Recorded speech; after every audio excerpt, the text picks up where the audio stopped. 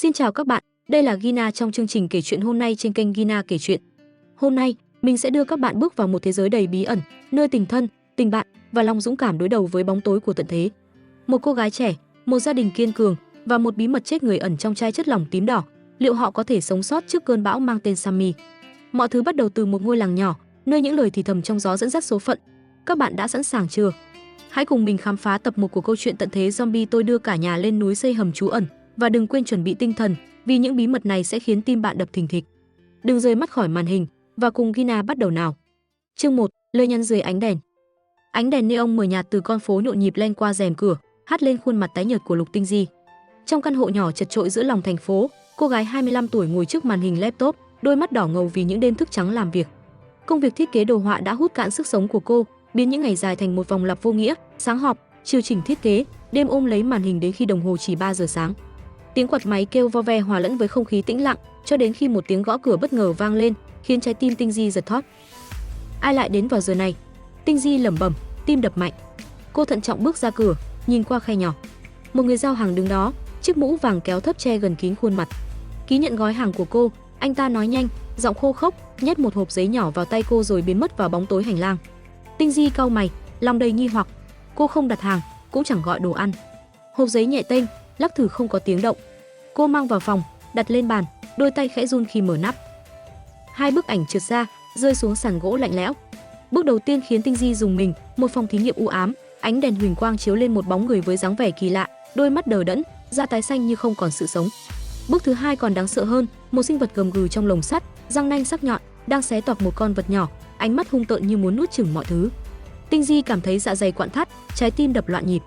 Nhưng điều khiến cô bàng hoàng hơn cả là mẩu giấy nhỏ bên dưới, với nét chữ quen thuộc, đừng uống thứ này trừ khi tuyệt vọng.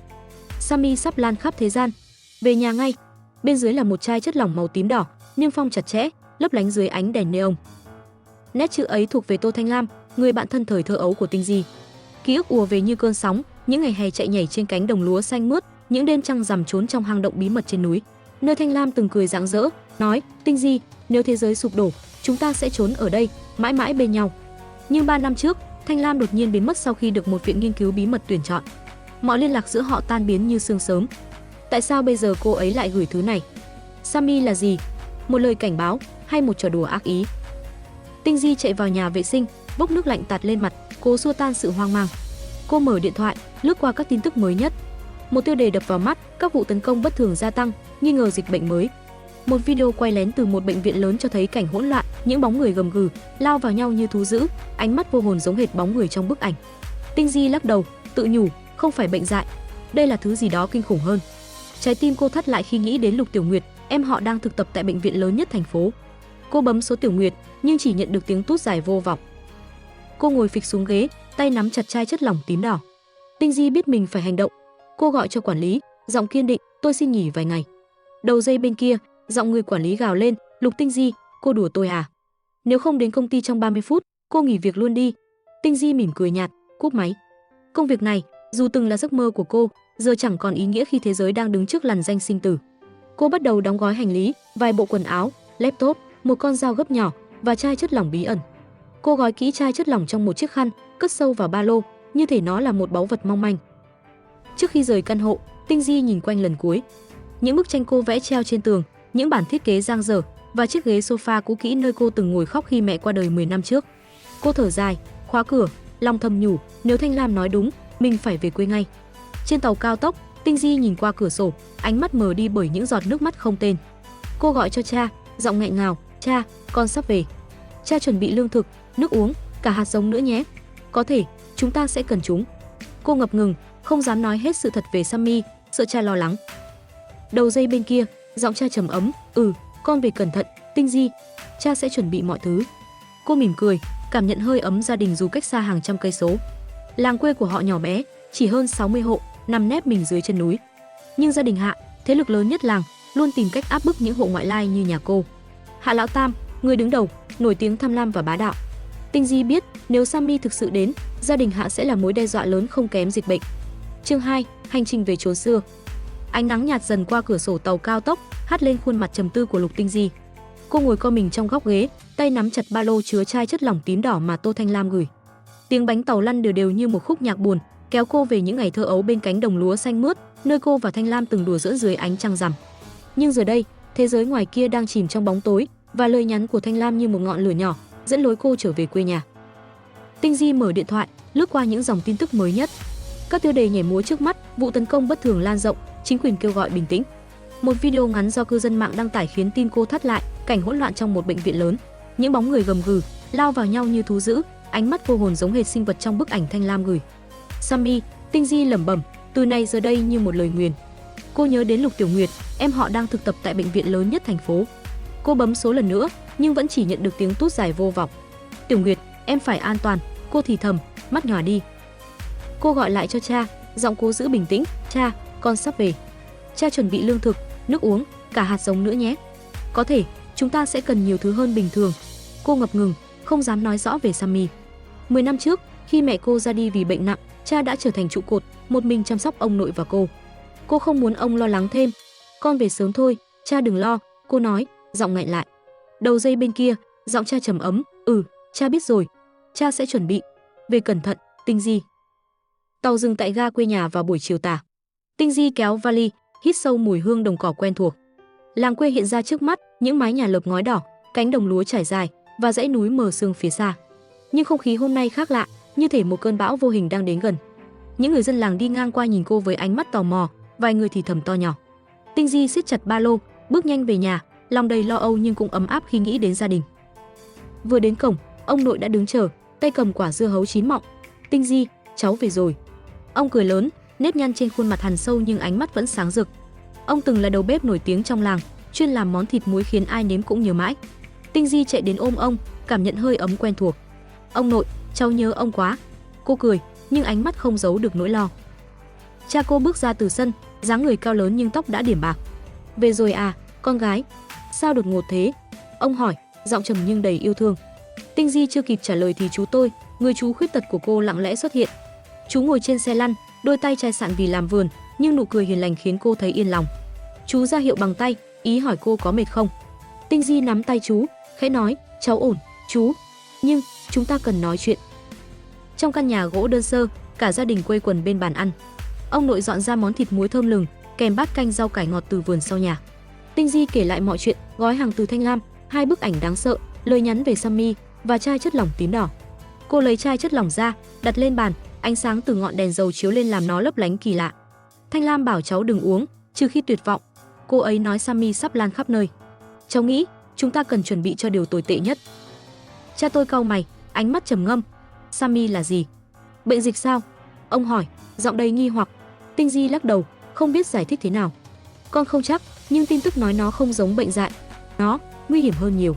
Cháu nghĩ chúng ta nên tích trữ vật tư và cô ngập ngừng, nhìn cả nhà, chuyển lên hang động trên núi. Hang động? Ông nội ngạc nhiên, nhưng rồi ánh mắt ông sáng lên khi nhớ ra. Ý cháu là cái hang mà cháu với Thanh Lam hay trốn hồi nhỏ. Tinh Di gật đầu. Cô nhớ rõ nơi ấy, lối vào hẹp, phủ đầy gai, bên trong rộng rãi và mát lạnh, gần một con suối đầy cá. Đó là nơi bí mật, không ai biết ngoài Thanh Lam và cháu. Nếu Sammy đến, chúng ta có thể trốn ở đó, sống sót qua cơn bão. Chú tôi ra hiệu, đôi mắt sáng rực. Tinh Di hiểu ý, chú đồng ý. Chú là người giỏi trồng trọt, từng biến mảnh đất cằn sau nhà thành vườn rau xanh tốt. Nếu sống trên núi, chú có thể giúp cả nhà tự cung tự cấp. Cha tôi thở dài, nhưng cuối cùng gật đầu. Được rồi, nhưng phải cẩn thận. Gia đình Hạ trong làng không dễ đối phó. Nếu họ biết chúng ta tích trữ, sẽ gây khó dễ. Gia đình Hạ là thế lực lớn nhất làng, luôn áp bức những hộ ngoại lai như nhà Tinh Di. Hạ lão tam, người đứng đầu, nổi tiếng tham lam và bá đạo. Tinh Di gật đầu, lòng thầm nhủ phải hành động kín đáo. Chúng ta sẽ chuyển đồ vào ban đêm, tránh để họ phát hiện. Cháu và chú tôi sẽ đi chợ đầu mối mua vật tư trước. Chúng ta cần gạo, dầu, muối, hạt giống, chăn, lều, đèn pin và cả đồ y tế cơ bản. Sáng sớm hôm sau, tôi và chú lên xe tải nhỏ, hướng về chợ đầu mối cách làng vài cây số. Chú lái xe, đôi tay thoăn thoắt dù chân không thể di chuyển. Tinh Di ngồi bên, cầm danh sách dài những thứ cần mua, lòng đầy lo lắng nhưng cũng tràn ngập quyết tâm. Chợ đầu mối hiện ra trước mắt, nhộn nhịp nhưng không đông đúc như ngày họp chính. Họ dừng trước một siêu thị mới mở, nơi chú tôi quen biết ông chủ. Chú Văn Sơn, lâu không gặp. Ông chủ siêu thị, một người trung niên phúc hậu, cười lớn. Hôm nay mua gì mà mang cả cháu gái theo?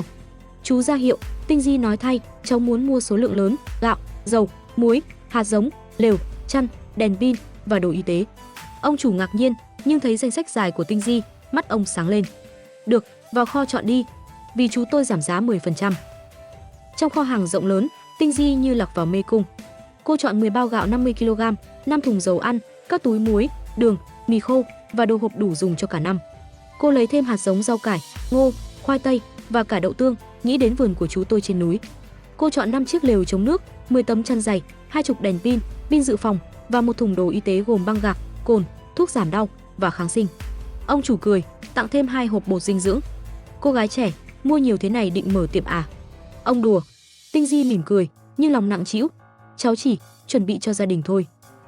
Trên đường về, xe tải chở đầy hàng hóa, nặng đến mức lốp xe kêu rin rít. Tinh Di nhìn ra cửa sổ, lòng thầm nhủ phải nhanh chóng chuyển đồ lên hang động. Nhưng cô biết, gia đình Hạ sẽ không để yên. Hôm qua, khi đi ngang qua nhà họ, cô bắt gặp ánh mắt dò xét của Hạ Khải Minh, cháu trai Hạ lão tam. Tinh Di, cô về quê làm gì thế? Mua nhiều đồ à? Hắn hỏi, giọng đầy mỉa mai. Tinh Di chỉ cười nhạt, đáp, chỉ thăm gia đình thôi. Nhưng cô biết, hắn đã nghi ngờ.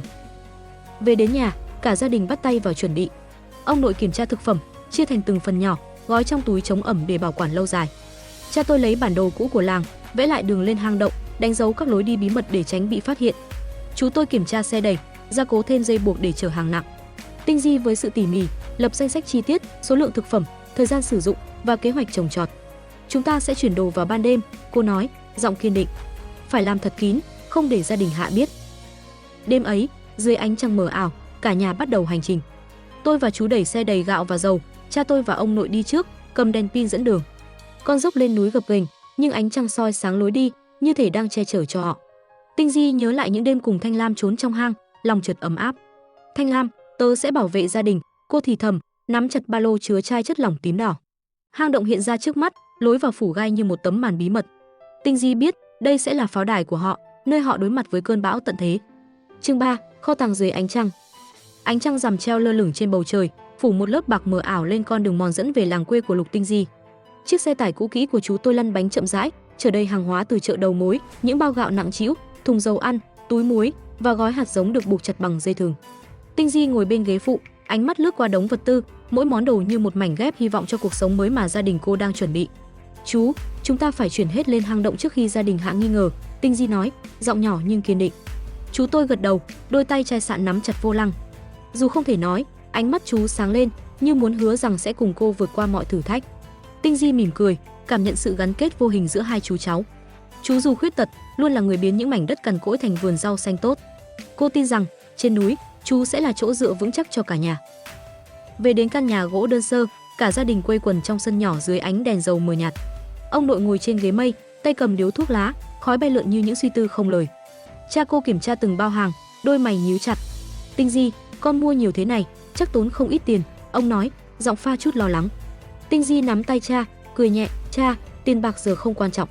Quan trọng là chúng ta phải sống sót. Nếu Sammy đến, chúng ta cần mọi thứ để cầm cự. Cô không nhắc rõ về Sammy, nhưng ánh mắt cô đã nói lên tất cả. Tin tức về dịch bệnh lạ đang lan rộng, những vụ tấn công bất thường khiến cả thế giới hoang mang. Cô vẫn nhớ hai bức ảnh mà Tô Thanh Lam gửi, một bóng người vô hồn trong phòng thí nghiệm và một sinh vật gầm gừ trong lồng sắt, ánh mắt hung tợn. Sammy không chỉ là bệnh dịch, nó là cơn ác mộng và Tinh Di quyết tâm bảo vệ gia đình khỏi cơn bão sắp tới. Đêm ấy, dưới ánh trăng mờ ảo, cả nhà bắt đầu kế hoạch chuyển đồ lên hang động. Tôi và chú xếp những bao gạo, thùng dầu vào xe đẩy, cẩn thận phủ bạt xanh che kín để tránh ánh mắt dò xét. Cha tôi và ông nội đi trước, cầm đèn pin dẫn đường lên con dốc nhỏ phía sau làng, nơi lối vào hang động ẩn mình sau lùm cây gai góc. Tinh Di nhớ lại ký ức ngày nhỏ khi cô và Thanh Lam phát hiện hang động này trong một lần chơi trốn tìm. Tinh Di, đây sẽ là lâu đài bí mật của chúng ta, Thanh Lam từng nói, nụ cười rạng rỡ như ánh trăng. Giờ đây, hang động không còn là nơi đùa vui, mà là pháo đài cuối cùng của gia đình cô. Con đường lên núi gập ghềnh, đá sỏi lạo xạo dưới bánh xe đẩy. Tinh Di cắn răng, dùng sức đẩy xe, mồ hôi lấm tấm trên trán. Cháu nhớ lối vào hang rất hẹp, chỉ vừa một người, cô nói với cha, giọng hơi hổn hển. Nhưng bên trong rộng lắm, đủ cho cả nhà mình. Gần đó còn có suối nước ngọt, cá bơi đầy. Cha tôi gật đầu, ánh mắt sáng lên. Nếu đúng như con nói, đây sẽ là nơi an toàn nhất. Nhưng chúng ta phải cẩn thận, không để ai phát hiện. Sau 3 giờ vất vả, họ đến được lối vào hang. Những bụi gai che kín cửa hang như một tấm màn tự nhiên, khiến không ai ngờ rằng phía sau là một không gian rộng lớn. Tinh Di dùng đèn pin dọi vào, ánh sáng chiếu lên những vách đá mát lạnh, lấp lánh giọt nước ngưng đọng. Chúng ta sẽ xếp đồ ở góc trong cùng, tránh ẩm mốc, cô nói, ra hiệu cho chú tôi. Chú gật đầu, bắt đầu chuyển từng bao gạo vào sâu bên trong, động tác nhanh nhẹn dù ngồi trên xe lăn. Ông nội, dù tuổi đã cao, vẫn sắn tay áo giúp sức, miệng lẩm bẩm, hồi trẻ, ông từng chuyển cả thùng rượu nặng hơn thế này. Tinh Di đứng một góc, kiểm tra số lượng vật tư, 10 bao gạo, 5 thùng dầu, các túi muối, đường, mì khô, đồ hộp, hạt giống rau cải, ngô, khoai tây và cả đậu tương. Cô ghi chép cẩn thận, tính toán rằng số thực phẩm này đủ cho gia đình sống sót ít nhất 1 năm nếu kết hợp với trồng trọt và đánh cá. Cô cũng kiểm tra 5 chiếc lều chống nước, 10 tấm chăn dày, 20 đèn pin, pin dự phòng và thùng đồ y tế với băng gạc, cồn, thuốc giảm đau, kháng sinh. Mọi thứ đã ổn, cô thì thầm, lòng nhẹ nhõm nhưng vẫn đầy lo âu. Khi ánh trăng nhạt dần, cả nhà đã chuyển được nửa số hàng hóa. Tinh Di đứng ở cửa hang, nhìn ra cánh đồng lúa xa xa, lòng chợt nặng trĩu. Gia đình Hạ, với Hạ lão tam dẫn đầu, chắc chắn đã nghe phong phanh về việc cô mua vật tư. Hôm qua, khi đi ngang nhà họ, cô bắt gặp ánh mắt dò xét của Hạ Khải Minh, cháu trai Hạ lão tam. Tinh Di, cô mua nhiều đồ thế, định làm gì? Hắn hỏi, giọng đầy mỉa mai. Tinh Di chỉ cười nhạt, đáp, chỉ chuẩn bị cho mùa đông thôi. Nhưng cô biết, hắn đã nghi ngờ. Trở về nhà lúc trời gần sáng, Tinh Di nằm dài trên ghế, mệt mỏi nhưng không thể ngủ. Cô mở điện thoại, kiểm tra tin tức. Một dòng tiêu đề khiến tim cô đập mạnh, dịch bệnh lan đến các thị trấn lân cận, chính quyền phong tỏa giao thông. Cô vội gọi cho Lục Tiểu Nguyệt, nhưng điện thoại vẫn tắt máy. Tiểu Nguyệt, em ở đâu? Cô lẩm bẩm, lòng đầy lo lắng. Cô nhớ em họ, cô bé luôn díu dít kể chuyện bệnh viện, mơ ước trở thành bác sĩ giỏi. Nếu Sammy đã đến thành phố, Tiểu Nguyệt có an toàn không? Sáng hôm sau, tôi và chú lên kế hoạch tiếp theo. Chú, chúng ta cần thêm dụng cụ làm vườn và thiết bị năng lượng mặt trời, cô nói, giọng kiên quyết. Nếu ở trên núi lâu dài, chúng ta phải tự cung tự cấp và có điện để sạc đèn pin. Chú gật đầu, ra hiệu rằng đã liên lạc với một người bạn ở thị trấn, có thể cung cấp 2 tấm pin mặt trời nhỏ và bộ lưu điện. Tinh Di mỉm cười, cảm nhận sự đồng lòng hiếm có giữa hai chú cháu. Cô biết, chú tôi không chỉ giỏi trồng trọt, mà còn có một trái tim mạnh mẽ, không bao giờ khuất phục trước khó khăn. Nhưng khi cả nhà đang chuẩn bị cho chuyến hàng tiếp theo, một nhóm người xuất hiện trước cổng. Hạ lão tam, với dáng vẻ cao lớn và ánh mắt sắc lạnh, đứng giữa sân, giọng vang vang, cha tôi, nghe nói nhà anh mua nhiều hàng hóa lắm. Làng đang khó khăn, mọi người phải chia sẻ chứ. Tinh Di bước ra, tim đập thình thịch, nhưng cố giữ vẻ mặt bình tĩnh. Chú Hạ, nhà cháu chỉ mua chút đồ dùng thôi. Có gì đâu mà chia sẻ. Cô nói, giọng nhẹ nhưng đầy mưu trí. Hạ lão tam cười khẩy, ánh mắt dò xét. Đừng giấu, Tinh Di. Ông chủ siêu thị kể hết rồi. Mấy xe hàng lớn, không phải chuyện nhỏ đâu. Tinh Di thầm chửi mình đã chủ quan. Cô biết Hạ lão tam sẽ không dừng lại, nhưng cô không thể để họ phát hiện hang động. Chú Hạ, nếu chú muốn kiểm tra, cứ vào nhà xem. Nhà cháu chẳng có gì nhiều đâu, cô nói, cố tình để giọng run run, như thể đang sợ hãi. Hạ lão tam dẫn người vào nhà, lục lọi từng góc. Nhưng Tinh Di đã khéo léo giấu phần lớn vật tư dưới sàn gầm giường và sau nhà kho. Sau một hồi tìm kiếm, Hạ lão tam hậm hực rời đi, chỉ để lại câu đe dọa, Lục gia, đừng để tôi biết các người giấu đồ. Làng này, ai cũng phải tuân theo luật. Tinh Di thở phào, nhưng lòng cô biết, đây chỉ là khởi đầu. Gia đình Hạ sẽ quay lại, và lần sau, họ sẽ hung hăng hơn. Chương 4, cánh cửa ẩn mật. Ánh trăng bàng bạc trải dài trên con dốc núi, như một dải lụa mỏng manh dẫn lối gia đình Lục Tinh Di đến hang động bí mật. Gió đêm thổi qua, mang theo hơi lạnh và mùi hương cỏ dại, như nhắc nhở rằng thời gian đang cạn dần. Tinh Di đứng trước lối vào hang, tay cầm đèn pin, ánh sáng yếu ớt quét qua những bao gạo và thùng dầu được xếp gọn trong góc. Mỗi món đồ là một tia hy vọng, nhưng cũng là gánh nặng khi gia đình Hạ ngày càng siết chặt vòng vây quanh nhà cô. Cháu kiểm tra rồi, đồ đủ cả, Tinh Di nói, giọng nhỏ nhưng chắc chắn, quay sang chú tôi. Chú gật đầu, đôi tay chai sạn bắt đầu gia cố lối vào hang bằng những tấm gỗ thô ráp, cẩn thận đan thêm gai khô để ngụy trang. Cha cô đứng cạnh, kiểm tra dây buộc hàng, ánh mắt trầm tư. Tinh Di, con chắc chắn không ai biết chỗ này chứ? Ông hỏi, giọng đầy lo lắng. Tinh Di gật đầu, ánh mắt kiên định. Cháu chắc, cha. Lối vào bị gai che kín, không ai để ý đâu. Chỉ có Thanh Lam và cháu từng đến đây. Cô dừng lại, ký ức về những ngày hè bên Tô Thanh Lam ùa về. Hai cô bé từng ngồi trong hang, dưới ánh trăng lọt qua khe đá, mơ về những chân trời xa xôi. Nếu một ngày thế giới tan biến, chúng ta sẽ sống ở đây, như những nàng tiên trong cổ tích. Thanh Lam từng cười, đôi mắt sáng như sao. Giờ đây, hang động là nơi trú ẩn cuối cùng, không còn là giấc mơ trẻ thơ. Ông nội, dù tuổi cao, vẫn không ngừng nghỉ. Ông sắp xếp thực phẩm vào túi chống ẩm, miệng lẩm bẩm, hồi trẻ, ông từng nấu ăn cho cả làng. Giờ chỉ cần nấu cho nhà mình là đủ.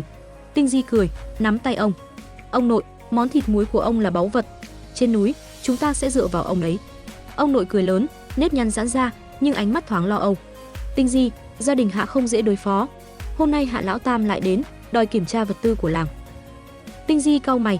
Cô biết Hạ lão tam không chỉ muốn kiểm tra, hắn muốn chiếm đoạt, như cách gia đình Hạ luôn làm với những hộ yếu thế. Cha, ông nội, chú, chúng ta phải đánh lạc hướng họ, cô nói, giọng đầy mưu trí. Cháu sẽ nghĩ cách khiến họ tập trung vào chỗ khác, để họ không nghi ngờ hang động. Cha tôi gật đầu, ánh mắt sáng lên. Con nói đúng, Tinh Di, nhưng phải cẩn thận. Hạ lão tam không ngốc. Sáng hôm sau, khi ánh bình minh vừa ló dạng, Tinh Di nảy ra một kế hoạch táo bạo. Cô quyết định lợi dụng sự mê tín của dân làng để bảo vệ bí mật hang động.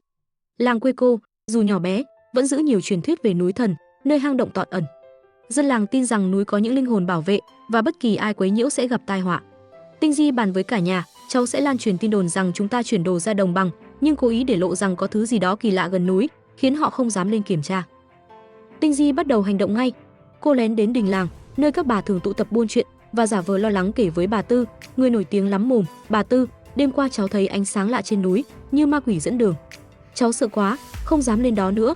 Bà Tư trợn mắt, tay nắm chặt chuỗi hạt. Mày nói thật chứ, Tinh Di? Núi đó linh thiêng, ai đụng vào là gặp họa. Tinh Di gật đầu, giọng run run. Cháu nghe cả tiếng gió rít, như ai khóc. Cháu bảo cha cháu chuyển đồ ra đồng bằng cho an toàn.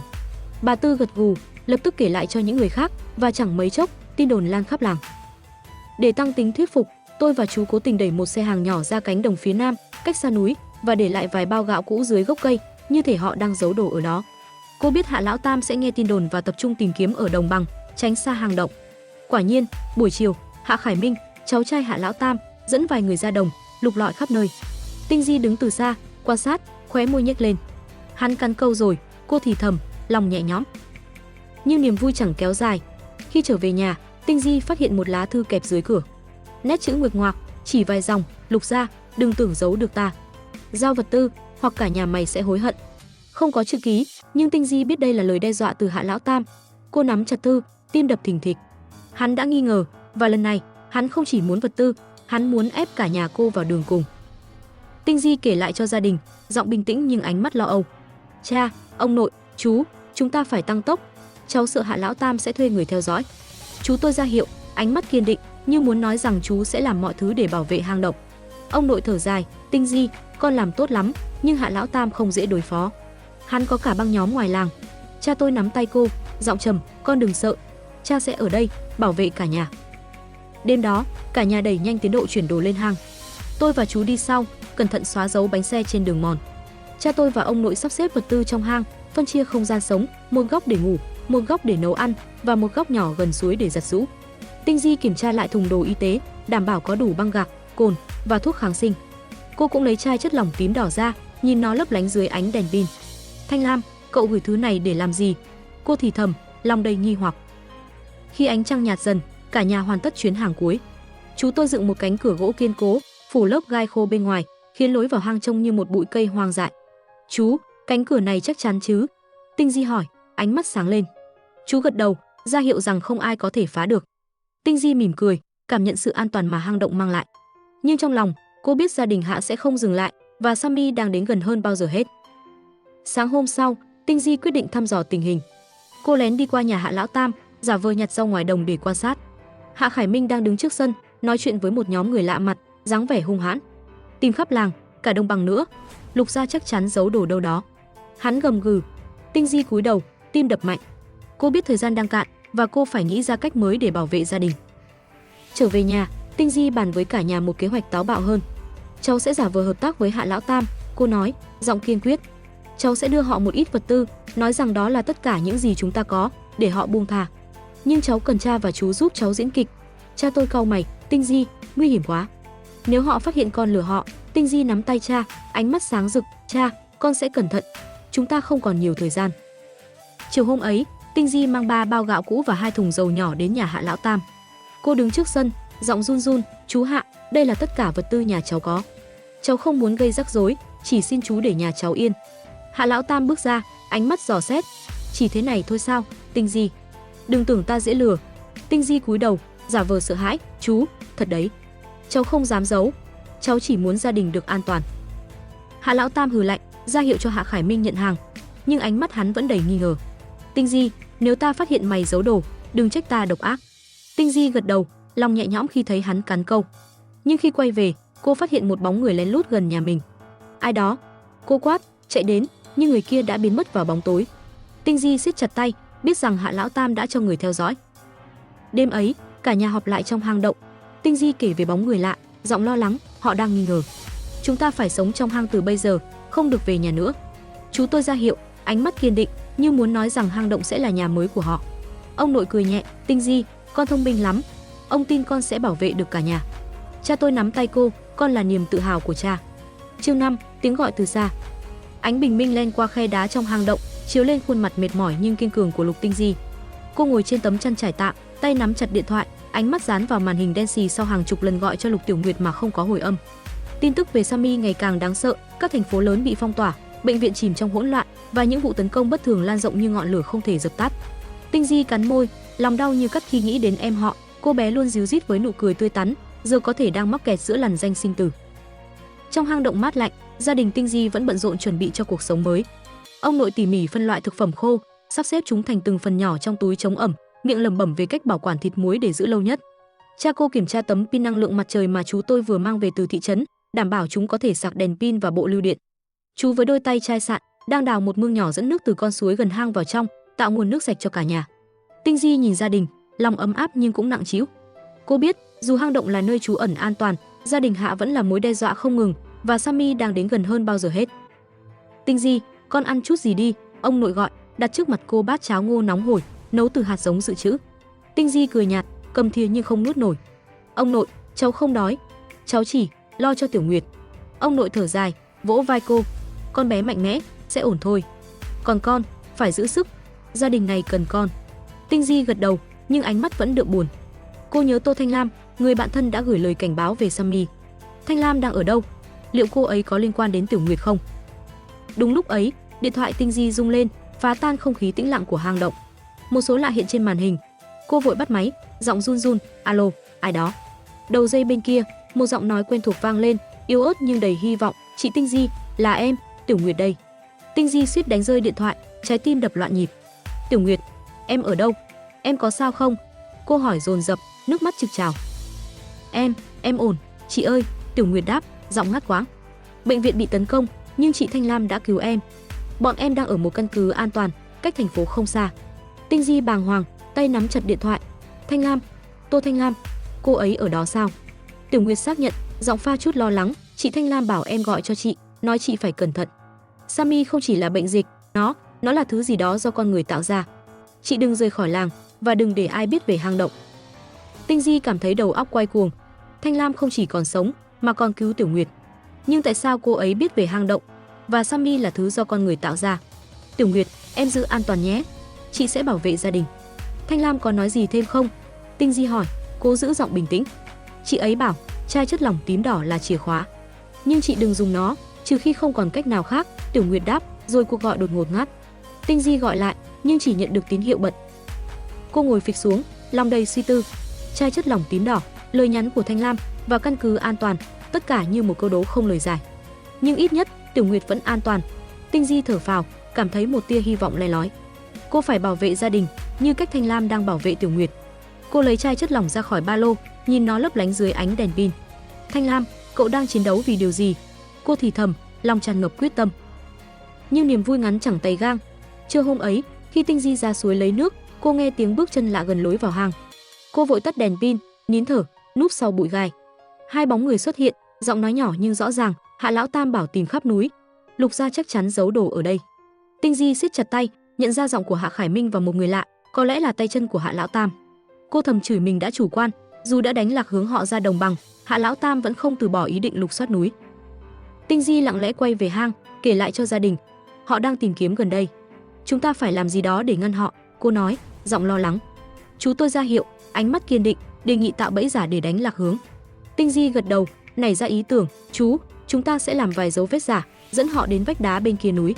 Cháu sẽ để lại một bao gạo cũ ở đó, khiến họ nghĩ chúng ta giấu đồ sai chỗ.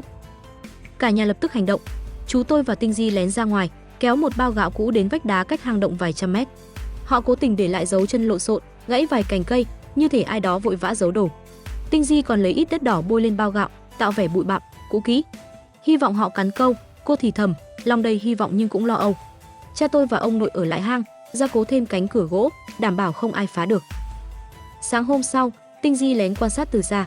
Hạ Khải Minh và nhóm người quả nhiên tìm thấy bao gạo giả. Tao biết mà, Lục gia giấu đồ ở đây. Hắn hả hê, ra lệnh mang bao gạo về. Nhưng khi mở ra, hắn tức giận nhận ra gạo đã mốc, không dùng được. Khốn kiếp, chúng mày dám lừa tao. Hắn gầm gừ, đạp bao gạo lăn xuống vách đá. Tinh Di núp sau cây, khóe môi nhếch lên. Kế hoạch thành công, nhưng cô biết Hạ Lão Tam sẽ càng hung hãn hơn. Trở về hang, Tinh Di kể lại mọi chuyện. Họ tạm thời bị lừa, nhưng chúng ta phải cẩn thận hơn. Cháu nghĩ Hạ Lão Tam sẽ thuê thêm người ngoài làng, cô nói, giọng trầm. Ông nội gật đầu, Tinh Di, con thông minh lắm. Nhưng nếu họ tìm được hang, chúng ta sẽ làm gì? Tinh Di nhìn gia đình, ánh mắt kiên định, cháu sẽ không để họ tìm thấy. Nếu cần, cháu sẽ đối đầu trực tiếp. Đêm ấy, Tinh Di không ngủ được. Cô ngồi bên suối, dưới ánh trăng mờ, nghĩ về Thanh Lam và Tiểu Nguyệt. Cô nhớ những ngày hai người bạn thân ngồi đây, chia sẻ giấc mơ và nỗi sợ. Tinh Di, nếu một ngày thế giới sụp đổ, cậu phải mạnh mẽ, vì cả hai chúng ta, Thanh Lam từng nói. Lời nói ấy giờ như ngọn lửa, thắp sáng quyết tâm trong cô. Cô lấy điện thoại ra, soạn một tin nhắn cho Tiểu Nguyệt, dù biết có thể không đến được, Tiểu Nguyệt, chị sẽ bảo vệ gia đình. Em và Thanh Lam phải an toàn. Đột nhiên, một âm thanh lạ vang lên từ xa, tiếng cành cây gãy và tiếng bước chân nặng nề. Tinh Di giật mình, vội tắt đèn pin, núp sau tảng đá. Một nhóm người xuất hiện gần suối, ánh đèn của họ quét qua bụi cây. Tao thấy dấu chân gần đây, Lục Gia chắc chắn ở đâu đó. Giọng Hạ Khải Minh vang lên, đầy tức giận. Tinh Di nín thở, tim đập thình thịch. Cô biết, nếu họ tìm ra suối, họ sẽ sớm phát hiện hang động. Tinh Di nhanh trí, nhặt một hòn đá nhỏ, ném về phía xa, tạo tiếng động. Nhóm người giật mình, lập tức chạy theo hướng đó. Ở kia, đuổi theo. Hạ Khải Minh quát. Tinh Di tranh thủ lẻn về hang, báo động cho gia đình. Họ đang đến gần. Chúng ta phải im lặng tuyệt đối, cô thì thầm, giọng gấp gáp. Chú tôi ra hiệu, dẫn cả nhà vào góc sâu nhất của hang, tắt hết đèn pin. Tiếng bước chân bên ngoài ngày càng gần, kèm theo tiếng chửi bới của Hạ Khải Minh. Mày trốn đâu rồi, Tinh Di? Tao sẽ lật tung ngọn núi này. Hắn gầm gừ. Tinh Di nắm tay cha, ánh mắt kiên định. Cô biết, chỉ cần họ giữ im lặng, cánh cửa ngụy trang sẽ bảo vệ họ. Sau một giờ căng thẳng, tiếng bước chân dần xa và không khí trong hang trở lại tĩnh lặng. Vậy là chúng ta đã đi được tập 1 của câu chuyện tận thế zombie tôi đưa cả nhà lên núi xây hầm trú ẩn. Liệu gia đình của Tình Di có giữ được an toàn trong hang động? Bí mật về Sammy và chai chất lỏng tím đỏ là gì? Và những kẻ đang rình rập ngoài kia sẽ làm gì tiếp theo? Ôi, mình biết các bạn đang tò mò muốn chết đúng không? Hãy nhấn like, subscribe và bật chuông thông báo để không bỏ lỡ tập 2, nơi mọi bí ẩn sẽ dần hé mở và những cảm xúc mãnh liệt hơn đang chờ đợi. Comment ngay bên dưới để chia sẻ cảm nhận của bạn hoặc đoán xem điều gì sẽ xảy ra tiếp theo nhé. Cảm ơn các bạn đã đồng hành cùng Gina kể chuyện và hẹn gặp lại trong kể chuyện hôm nay lần tới. Yêu các bạn nhiều lắm.